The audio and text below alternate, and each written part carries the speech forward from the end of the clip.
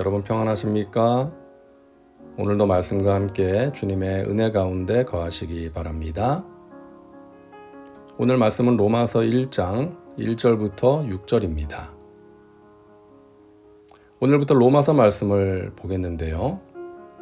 서론에서 말씀드린 것처럼 로마서는 바울이 로마에 있는 성도들에게 보낸 편지입니다.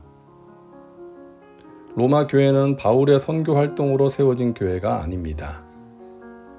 오순절 성령 강림을 경험한 사람들이나 베드로의 설교를 통해 회심한 사람들에 의해 세워진 것으로 알려져 있습니다. 로마서를 기록한 목적은 사도들로부터 체계적인 가르침을 받은 적이 없는 로마의 성도들에게 복음의 진리를 가르치기 위해서입니다. 그리고 로마 교회가 직면한 여러 문제들에 대한 도움을 주고자 기록되었습니다. 로마서는 바울의 자기 소개로 시작하는데요. 다른 서신들과 마찬가지로 바울은 로마의 성도들에게 보내는 편지의 첫 부분에서 자신을 소개합니다. 오늘은 우리가 이 부분만 함께 생각해 보려고 하는데요. 바울은 자기가 어떤 사람이고 무엇을 하는 사람인지를 정확하게 알고 있었습니다. 자기 정체성이 뚜렷했던 것이죠. 그러했기 때문에 수많은 어려움 속에서도 포기하지 않고 꿋꿋하게 자기가 가야 할 길을 갈 수 있었던 것입니다. 자, 바울의 자기소개입니다. 로마서 1장 1절입니다. 예수 그리스도의 종 바울은 사도로 부르심을 받아 하나님의 복음을 위하여 택정함을 입었으니. 먼저 바울은 자신을 종이라고 말합니다. 예수 그리스도의 종 바울이라고 말합니다. 종 그러면 가장 먼저 생각나는 것은 자유가 없는 사람, 고생하는 사람, 불쌍한 사람, 이런 부정적인 이미지가 강하죠. 그런데 종이라고 해서 부정적인 이미지만 있는 것이 아닙니다. 종도 다른 차원의 종이 있어요. 차원이 다른 종입니다. 주인을 사랑하고 존경하면 종이지만 자부심이 있고 행복할 수가 있습니다. 출애굽기 21장을 보면 모세의 율법 가운데 종에 관한 법규가 나오는데요. 종을 사면 6년 동안 일을 하게 하고 7년째는 종에게 자유를 제공해야 합니다. 그런데 이 종이 나는 주인님을 존경하고 사랑하기에 자유를 원치 않습니다. 나는 주인님과 함께하는 현재 나의 생활에 만족합니다. 평생 주인님을 모시고 살겠습니다. 라고 하면 주인은 종을 데리고 재판장에 가서 귀에 구멍을 뚫게 됩니다. 요즘처럼 멋내려고 귀걸이를 하려고 뚫는 것이 아니라 평생 이 사람의 종이 되었다라는 의미로 그렇게 하는 거예요. 그러면 그때부터 주인은 이 사람을 종으로 취급하는 것이 아니라 가족처럼 대하는 것입니다. 이런 종이 있습니다. 그런가 하면 로마 황제의 종들은 일반적인 종들과 차원이 달랐습니다. 신분이 다른 것이죠. 그래서 나는 세계를 호령하는 로마 황제의 종이다. 이런 자부심이 대단했습니다. 바울이 자신을 예수 그리스도의 종이라고 할 때 이 두 가지 의미가 들어있는 거예요.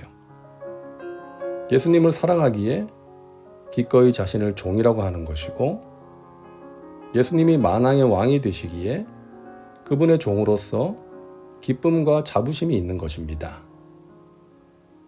바울은 이러한 배경으로 자신을 종이라고 소개하고 있습니다. 종은 주인의 뜻을 따르는 사람이고 주인이 시키는 일을 하는 사람이죠. 그런데 억지로 한숨과 눈물로 하는 것이 아니라 주인을 사랑함으로 또 주인에 대한 자부심을 가지고 그렇게 하는 것입니다. 여러분은 어떠신가요? 자신을 예수 그리스도의 종이라고 할 수 있나요? 목회자만 예수님의 종이 아닙니다. 여러분도 예수님을 사랑함으로 자부심과 기쁨으로 예수님의 종으로 살 수 있어야 하는 것입니다. 자, 바울은 이어서 자신을 사도라고 소개합니다. 근데 성경을 보면 바울의 이 사도직이 종종 문제가 됩니다. 그 이유는 다른 제자들처럼 예수님과 함께 지내며 사역했던 사람이 아니었기 때문이죠. 예수님을 생전에 직접 배웠던 사람이 아니었기 때문입니다. 그런데 바울은 다메섹으로 가는 길에서 예수님을 분명히 만났고 또 예수님으로부터 사명을 받았기 때문에 자신을 사도라고 말합니다. 고린도전서 9장 1절을 보면 내가 사도가 아니냐? 내가 주님을 친히 보지 못하였더냐? 라고 하면서 자신의 사도직을 강하게 주장하는 것을 볼 수 있습니다. 이처럼 사도는 예수님을 만나서 사명을 부여받은 사람입니다. 오늘날로 말하면 대사라는 말이 가장 적합할 것 같아요. 한 나라를 대표하여 중요한 임무를 부여받고 파송받은 사람. 저와 여러분이 그런 사람입니다. 하나님 나라의 대사. 하나님께서 우리에게 귀한 사명을 맡기셔서 이 세상에 우리를 보내신 것입니다. 자, 셋째로 바울은 나는 복음을 위하여 부르심을 받았다라고 말합니다. 내가 종이 된 것도 복음을 위하여, 사도가 된 것도 복음을 위하여, 나는 복음을 위하여 부르심을 받았다. 바울은 복음을 위해서 평생을 바쳤습니다. 그렇다면 복음은 무엇입니까? 이 복음이 무엇이길래 수많은 사람들이 이 복음을 위하여 자신을 바쳤을까요? 복음은 한마디로 굿 뉴스, 기쁜 소식입니다. 좋은 소식입니다. 무엇이 좋고 기쁜 소식인가요? 예수님이 이 땅에 구원자로 오셨다는 소식입니다. 3절과 4절을 보면 예수님에 대해서 소개하고 있는데요. 육신으로는 다윗의 혈통에서 나셨고 다윗의 혈통을 통해서 참 인간으로 이 땅에 오셨다는 것입니다. 성결의 영으로는 죽은 자 가운데서 부활하사 능력으로 하나님의 아들로 선포되셨으니 그리고 죽은 자 가운데서 부활하신 하나님의 아들이라는 것이죠. 자, 이 두 절의 내용을 가지고 예수님을 한마디로 소개한다면 예수님은 다윗의 후손으로 오신 참 인간이시며 하나님의 아들로서 오신 참 하나님이시다. 예수님의 인성과 신성을 표현한 것이죠. 예수님은 동정녀의 몸에 잉태되셔서 태어나셨고 또 고난을 당하시고 십자가에 달려 죽으셨습니다. 이 땅에 오신 인간 예수님의 모습이죠. 그리고 사망 권세를 이기고 부활하셨습니다. 하나님의 아들이기에 가능했던 것이죠. 예수님의 신성입니다. 복음은 바로 예수 그리스도입니다.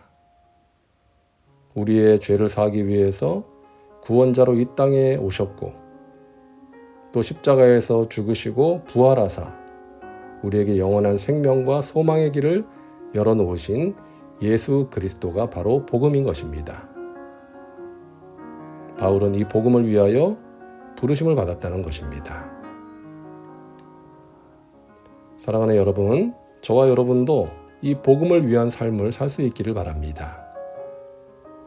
한 사람을 구원의 길로 인도하고 한 사람을 믿음의 사람으로 온전케 하는 일에 귀하게 쓰임받을 수 있기를 바랍니다.